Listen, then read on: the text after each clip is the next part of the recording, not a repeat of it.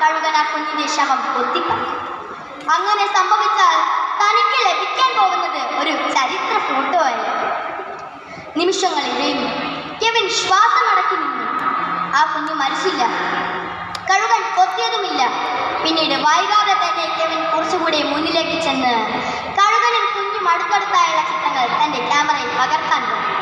വ്യത്യസ്ത ഭാവങ്ങളിൽ 10ഓളം ചിത്രങ്ങൾ. പെട്ടെന്ന് എയർക്രാഫ്റ്റ് അനൗൺസ്മെന്റ് മുഴങ്ങി. മടക്കത്തിനായുള്ള സന്ദേശം. പിന്നീട് വൈകാതെ തന്നെ കെവിൻ കുറച്ചുകൂടെ മുന്നിലേക്ക് ചെന്ന് ആ കഴുകൻ, പക്ഷേ ആ കുഞ്ഞിനെ രക്ഷിക്കാൻ സാധിച്ചു. കാരണം അധികാരികളുടെ വിലക്ക്. ഈ ദയനീയത പുറം ലോകം അറിയണമെന്നുള്ള ഉറച്ച തീരുമാനത്തോടുകൂടി അദ്ദേഹം അവിടുന്ന് യാത്രയായി. 2 ദിവസത്തിനു ശേഷം പത്രത്തിൽ ഒരു വാർത്ത. ന്യൂയോർക്ക് ടൈംസിൽ ആ ചിത്രം അച്ചടിച്ചു വന്നിരിക്കുന്നു. കഴുകനും കുഞ്ഞും. ഒരു നാടിന്റെ പട്ടിണി അറിയിക്കുന്ന ചിത്രം. താൻ നൽകിയ സത്യസന്ധമായ വാർത്ത. വിശന്നു വലയും ഈ രാജ്യം പട്ടിണി മാത്രം കൂട്ടായി. വെള്ളക്കാവാലികളുടെ വരം അടിമകളനവധി തീർക്കും ഇവിടെ. അടിമകളനവധി തീർക്കും. വാർത്ത പ്രചരിച്ചതിലൂടെ പത്രസ്ഥാപനത്തിലേക്ക് ഫോൺ കോളുകളുടെ കത്തുകളുടെ പ്രവാഹം. Yes, New York Times reception. മറുതലക്കലിൽ നിന്നും ഒരു ചോദ്യം. ആ കുഞ്ഞ് മരിച്ചോ അതോ അഴുകൻ കൊത്തിയോ? ഇല്ല, ആ കുഞ്ഞിനെ കുറിച്ച് ഒന്നും അറിയില്ല. ഇതിനോടകം തന്നെ ആ ഫോട്ടോഗ്രാഫർ പ്രശസ്തിയുടെ കൊടുമുടികളിൽ എത്തിക്കഴിഞ്ഞു. എന്നാൽ കൂടെ നിന്നവർക്കോ വിമർശകർക്കോ ആ പ്രശസ്തി സഹിച്ചില്ല. പ്രതിഷേധങ്ങൾ ഉയർന്നു, വിമർശനങ്ങൾ ഉയർന്നു. പ്രതിഷേധങ്ങൾ ഉയർന്നു, വിമർശനങ്ങൾ ഉയർന്നു. ലോകം മുഴുവൻ വിളിച്ചു കൂവി സന്തത സഹചാരികളും. ചുറ്റും ശരപ്രഭ. അതിനും ഭയാനകമായിരുന്നു അയാളുടെ ഭാര്യയുടെ ആക്ഷേപം. മിസ്റ്റർ കെവിൻ, നിങ്ങളുമൊത്തുള്ള ഒരു ജീവിതത്തിന് ഇനി ഞാനില്ല. ലോകം മുഴുവൻ വെറുക്കുന്ന മനുഷ്യനാണ് നിങ്ങൾ. മനുഷ്യത്വം തീരെയില്ലാത്തവൻ. ഒരു കുഞ്ഞിനെ രക്ഷിക്കാൻ കഴിയാത്ത ഫോട്ടോഗ്രാഫർ.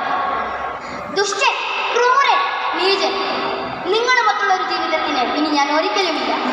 മനുഷ്യസ്നേഹം തീരെയില്ലാത്ത നിങ്ങളുടെ കൂടെ ഇനി എൻ്റെ മകനും ജീവിക്കണ്ട. അവനെ ഞാൻ കൊണ്ടുപോകുന്നു. തൻ്റെ ഭാര്യയുടെ സംഹാര രൂപം കണ്ട് കെവിൻ നിശ്ചലൻ.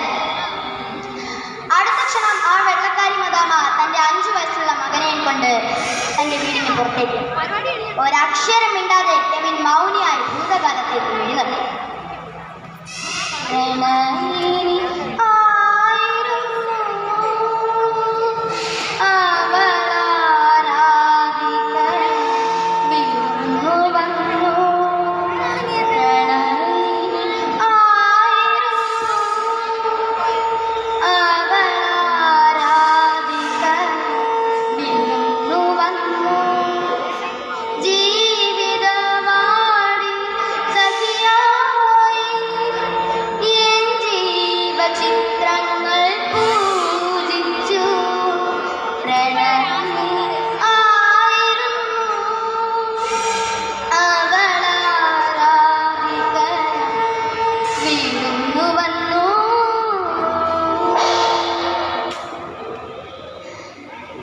ഗ്ലോറിയ, എൻ്റെ ഗ്ലോറിയ, നീ എന്നെ സ്നേഹിച്ചത് ഞാനെടുത്ത ചിത്രങ്ങൾ കണ്ടു തന്നെയാണ്.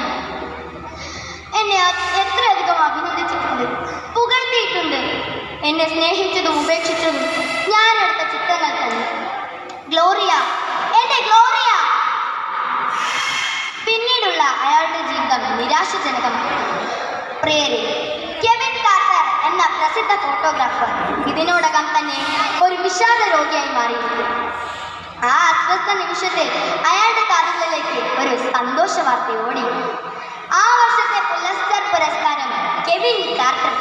അതും അയാളെടുത്ത ആ ചിത്രത്തിന് കഴുകനും കുഞ്ഞും. എന്നാൽ ഇതൊന്നും അദ്ദേഹത്തെ സന്തോഷിപ്പിച്ചില്ല. ഒരു പ്രഭാതത്തിൽ കെവിൻ ഉണരുന്നത് തൻ്റെ വീടിൻ്റെ കോളിംഗ് ബെല്ലിൻ്റെ ശബ്ദം കേട്ടില്ല. കതക് തുറന്നു നോക്കുമ്പോൾ തൻ്റെ കണ്ണുകളെ വിശ്വസിക്കാനായില്ല.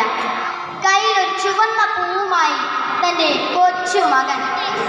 ഡാഡി, അഭിനന്ദനങ്ങൾ ഡാഡി. സന്തോഷം സഹിക്കാനാവാതെ ആ ഫോട്ടോഗ്രാഫർ ആ കുഞ്ഞിനെ വാരിയെടുത്തുമ്മ വച്ചു.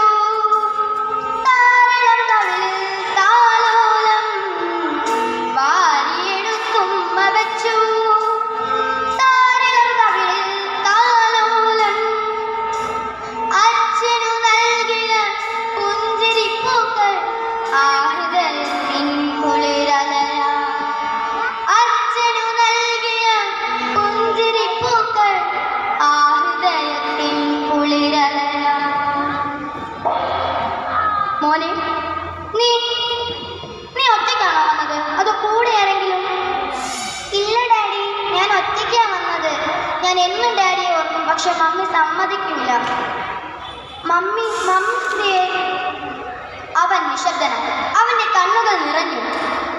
മമ്മിയുടെ വിവാഹം കഴിഞ്ഞു ഡാഡി. ഒരിടയ്ക്കായിരുന്നു ആ വാർത്ത. പിന്നീട് അങ്ങോട്ട് അയാൾക്ക് ഒന്നിലും ഒരു ശ്രദ്ധയുമില്ല. അലസത, മൂകത, ചിലപ്പോൾ പൊട്ടിക്കരയും ഒപ്പം തന്റെ മകൻ. ഒരു പ്രഭാതത്തിൽ കെവിൻ തന്റെ മകന് നല്ല ഭക്ഷണങ്ങൾ നൽകി നല്ല വസ്ത്രമണിയിച്ച് തന്റെ കാറിൽ ആ കാർ ദൂരേക്ക് നീങ്ങി. തന്റെ ഭാര്യ താമസിക്കുന്ന വീട്ടുപടിക്കൽ